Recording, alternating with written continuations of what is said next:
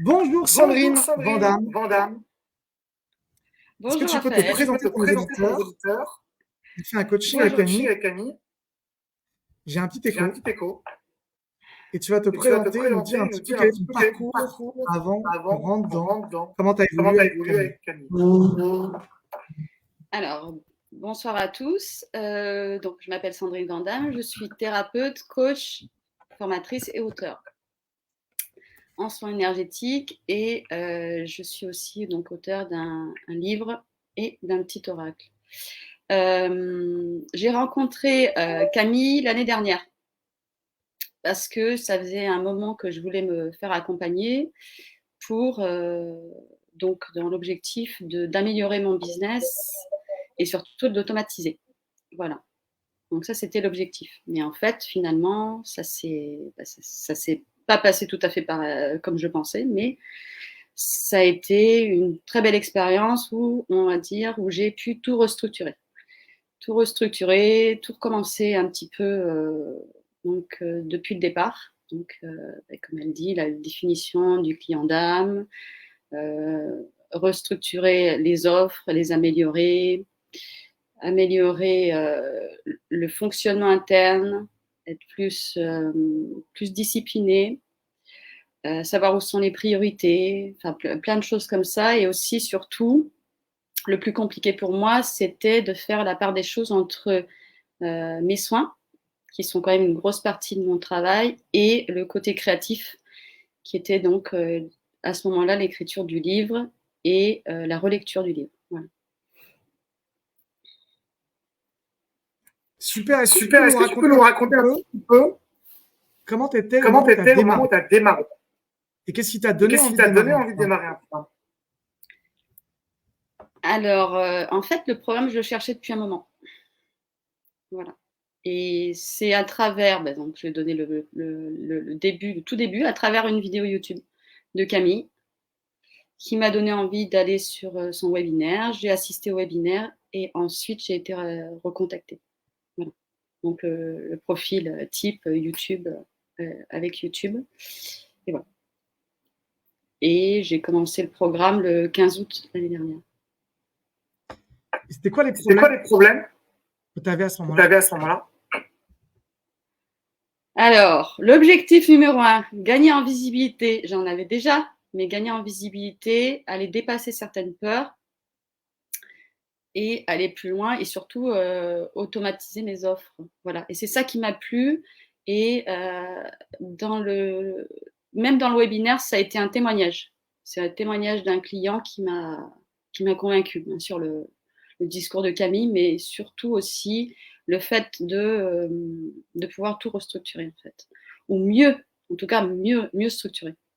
Voilà.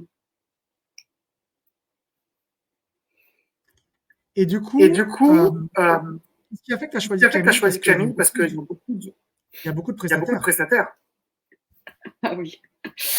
Euh, Par rapport à son énergie, par rapport à ce qu'elle dégage, la façon, son enthousiasme, son énergie. Son énergie, puis aussi sa volonté. C'est quelqu'un qui est très ambitieux et qui sait se déployer. Voilà. Et ça me plaît. C'est un côté ambitieux et avec beaucoup d'énergie. Alors toi, tu Alors toi, travailles tu justement travailles dans justement l'énergie. dans l'énergie. Que tu peux nous Que dire tu un peux nous petit peu dire un petit peu et sur quoi et tu sur quoi travailles tu avec les gens travailles avec les gens Alors, que tu que tu accompagnes? accompagnes? Alors, je travaille en soins énergétiques, mais en fait, il y a des soins énergétiques et quantiques. Donc, on va les travailler surtout sur. Donc, ça va devenir un peu technique. Donc, on harmonise les chakras au niveau du corps, mais on va travailler au niveau des corps spirituels. Voilà. Donc, on développe tout ce qui est corps spirituel. Donc, on en a 7. Après, bon, les gens ne les connaissent pas forcément tous, donc je ne vais pas forcément les nommer. Mais on va dire qu'on travaille essentiellement sur le corps mental et sur le corps émotionnel. Voilà, les problématiques en général sont souvent engrammées à ce niveau-là, mais pas que. Voilà. Parce que là, aujourd'hui, par exemple, ce matin, j'ai travaillé au niveau multidimensionnel sur l'abondance. Voilà. Une personne qui est bloquée au niveau de l'abondance, qui vient me voir et qui me demande de débloquer son abondance sur tous les plans. Et sur tous les plans, ça peut être donc directement lié au niveau du chakra sacré.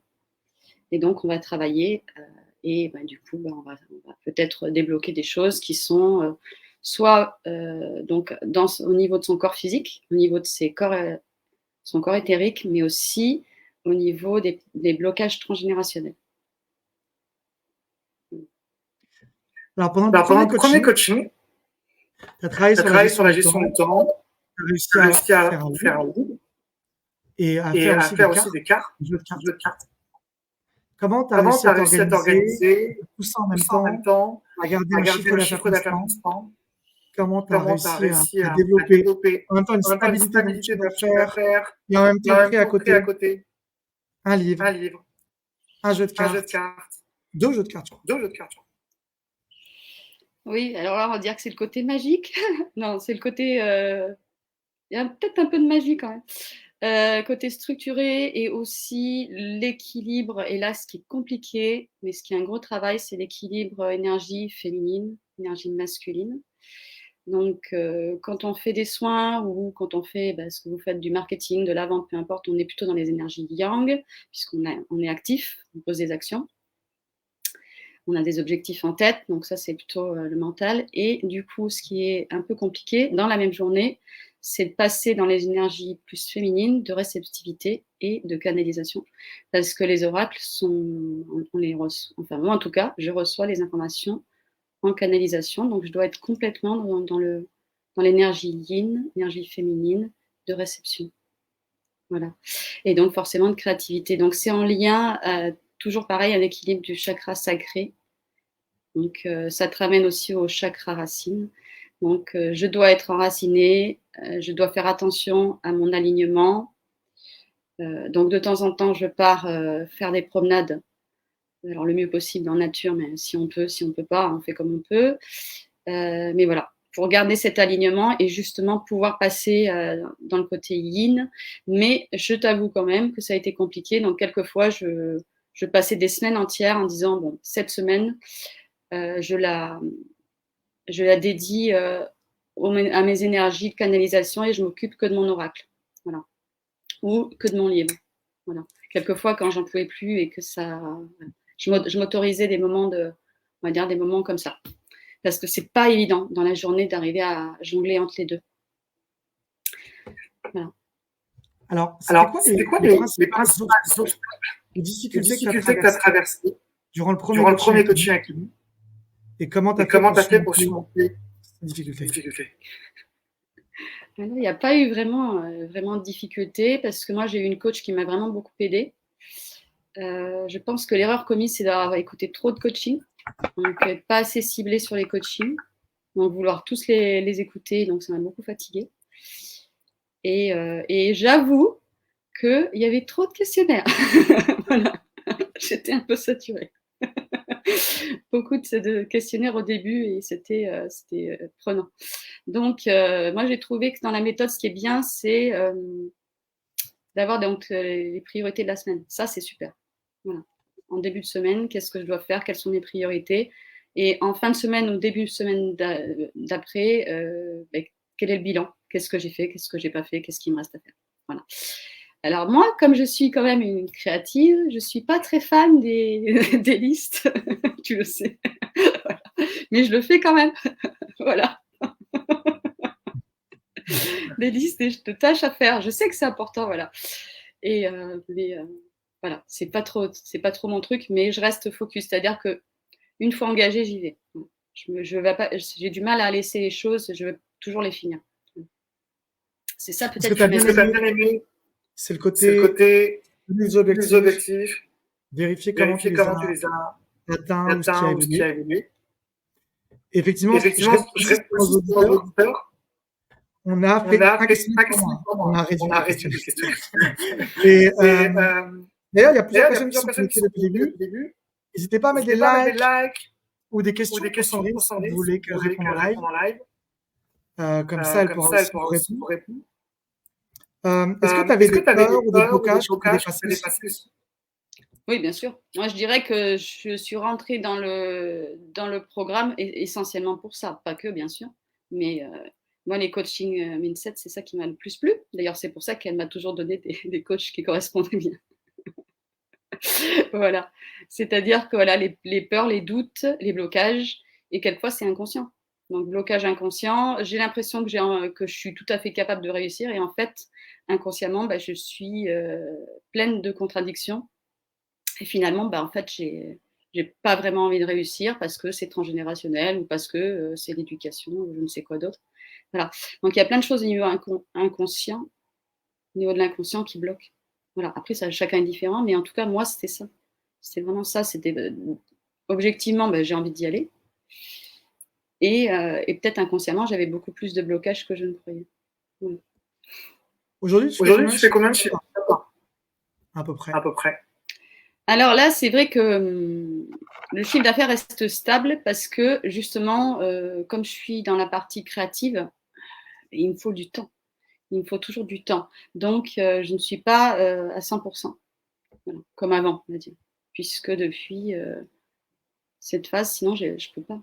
Je ne peux pas avancer, j'ai besoin de temps pour Est-ce que créer. tu veux bien donner un chiffre? Voilà, le chiffre, bah, il est toujours stable, il est entre 2005 et 3000.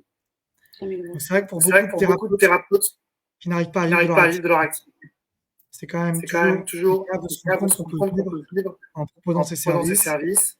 Toi aussi, tu fais des formations, tu fais des coachings, tu fais des e-books, tu fais des livres. Tu peux nous dire un petit peu tes créatives que tu as fait? Alors, ce que je préfère faire, c'est les sites. Donc, je fais énormément de sites internet et comme je canalise beaucoup, je canalise des soins, des séances de soins par rapport aux problématiques de mes clients. Alors, quelquefois, c'est tout seul. La canalisation, elle vient seule. Donc, du coup, bah, je vais écrire parce que j'ai vraiment un don pour l'écriture. Un peu moins pour la vidéo, d'ailleurs. Mais bon, je fais des efforts. Et du coup, pour moi, c'est très facile. Mais par contre, je fais des recherches. C'est-à-dire que je lis beaucoup. Je vais synthétiser plusieurs enseignements et je vais proposer des soins en conséquence par rapport à certaines lectures, aux recherches. Donc, je suis quelqu'un qui aime beaucoup toujours approfondir. Voilà.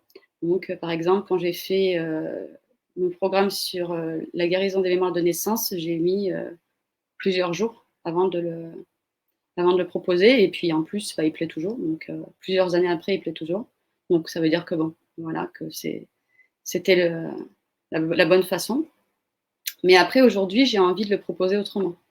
J'ai envie de les proposer comme je me suis mis à travailler avec le tambour chamanique, avec les bols de cristal, avec le tambour de océan aussi, que j'aime beaucoup. Du coup, j'ai proposé certains soins, pour l'instant gratuitement, et je voudrais les proposer.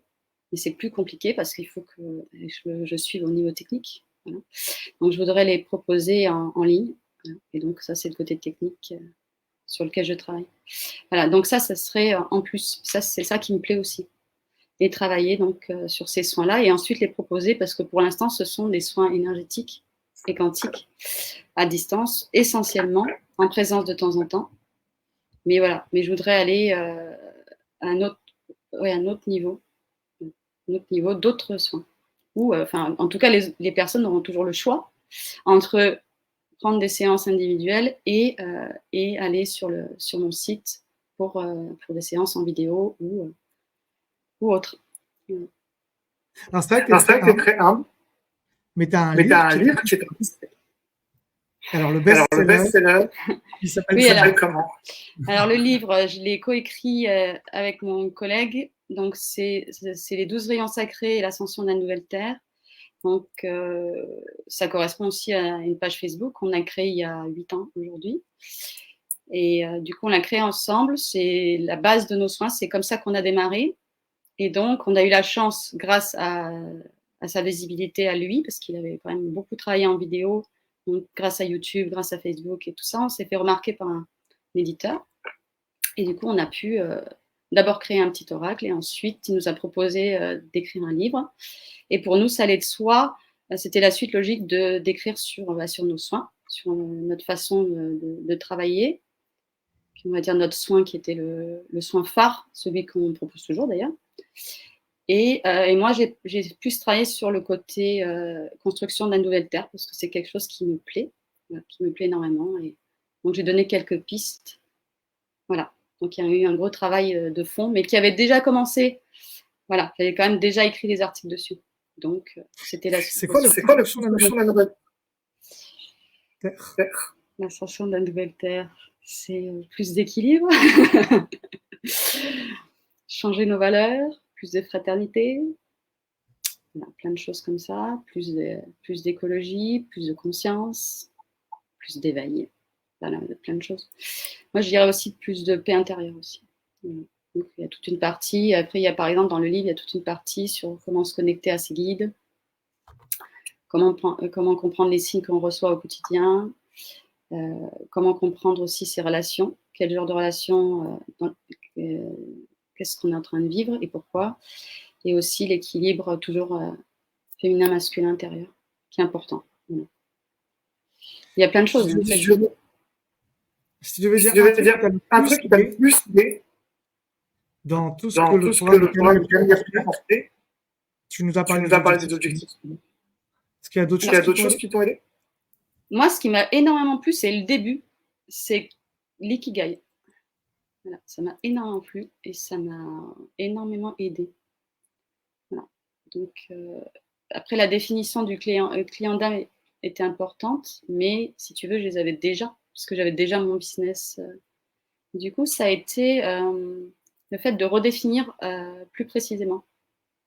C'est ce que disait Camille dans une de ses vidéos, c'était quelque part, tu prends ton business qui fonctionne, mais tu le remets à jour. Tu le restructures et donc tu repars de zéro et tu réfléchis et tu essaies de prendre du recul et tu réfléchis autrement et voir, bon, du coup, pour améliorer, du coup, tu améliores tout. Les contenus, ah oui, c'est aussi ce que j'ai travaillé aussi, ce qui était mon objectif, qui n'est pas complètement rempli, mais c'était aussi de me déployer sur de nouveaux réseaux. Voilà. Donc, sur des réseaux comme Instagram ou comme LinkedIn que je connaissais moins. Voilà. Après, bon, pas être partout, mais ça m'a permis quand même de me poser dessus et d'être plus déployé sur certains réseaux que d'autres. Qu'est-ce que tu dirais aux entrepreneurs qui, contrairement à toi, n'arrivent pas à vivre de leur activité, à avoir des premières personnes qui accompagnent personne, qui ont eu des diplômes, des compétences, des dons, mais qui n'arrivent pas à les mettre. Mais je dirais qu'il y a le travail sur le syndrome de l'imposteur, mais c'est surtout aussi savoir si on est fait pour ça. Je pense que quand tu es entrepreneur, déjà, c'est un cap à passer. Aller se déclarer en tant qu'entrepreneur, c'est aussi se rendre visible et être autonome. Donc, tout le monde n'est pas capable de ça. Tout le monde n'a pas envie de ça non plus. Donc, il y a aussi, il faut trouver, je pense qu'il faut réfléchir où est son pouvoir, récupérer son pouvoir personnel, croire en soi, et puis avoir une passion pour ce qu'on fait aussi, non, je pense. Je crois qu'il y a beaucoup de gens qui pensent qu'être coach, c'est la même chose qu'être entrepreneur. Alors qu'en fait, c'est quand même deux métiers différents. Il y a un petit écho. Oui, je t'entends. Donc, c'est vrai que le travail d'entrepreneur implique différentes fonctions, alors que être coach, c'est vraiment l'accompagnant. Et ce que tu étais en train de dire, c'est que se mettre dans la posture d'entrepreneur, c'est prendre une responsabilité qui n'est pas juste la même que juste accompagner des gens. C'est ça? Oui, moi je pense que c'est carrément, c'est un chemin. C'est un chemin que tu as envie de prendre ou pas. C'est un chemin de vie, quelque part. Tu as envie de faire à ta façon.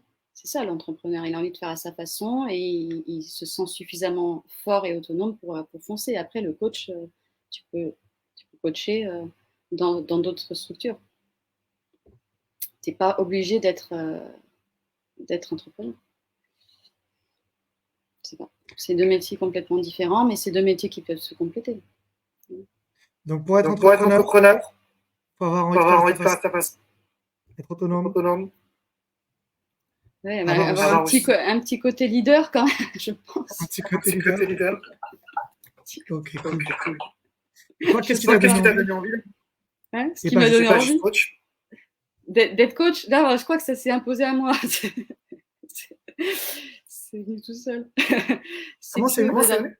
Non, c'est dans mes expériences dès le début, en fait. Je me suis retrouvée à gérer des équipes. Ouais, c'est tout. Donc c'est obligé. Ça va de soi. Ok. Sinon, tu te fais marcher dessus. Voilà.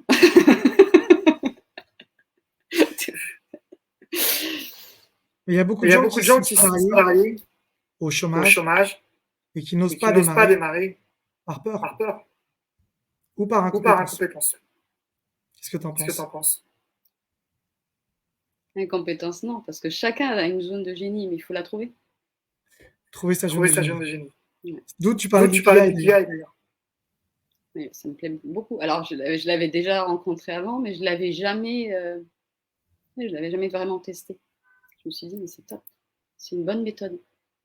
C'est une bonne méthode pour quelqu'un qui est perdu. Même pour quelqu'un qui débute, je trouve. Voilà. Qu'est-ce que tu as appris? L'ikigai? C'est te poser les bonnes questions. Tu te poses les bonnes questions et du coup, tu es obligé de synthétiser et du coup, tu es un petit peu face à toi-même en te disant mais quelles sont mes valeurs, mais quels sont mes rêves, qu'est-ce qui me fait vibrer aujourd'hui, qu'est-ce que j'ai envie d'incarner. Du coup, voilà, ça te fait poser les bonnes questions. Et après, il faut oser. Il faut oser, comme dit Camille, il faut trouver aussi les clients, il faut aller les chercher un petit peu quand même. Donc, si tu ne les as pas définis, tu ne peux pas les trouver. Tu vas avoir du mal.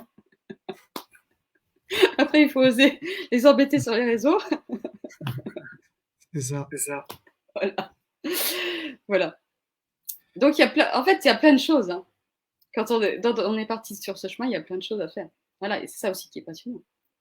Eh bien, aujourd'hui, vis ton activité. Pour ceux qui veulent, comme Sandrine, vivre de leur activité, d'accompagnement, d'avoir le plaisir d'accompagner des gens et d'en vivre, on va vous mettre un lien pour avoir un entretien gratuit.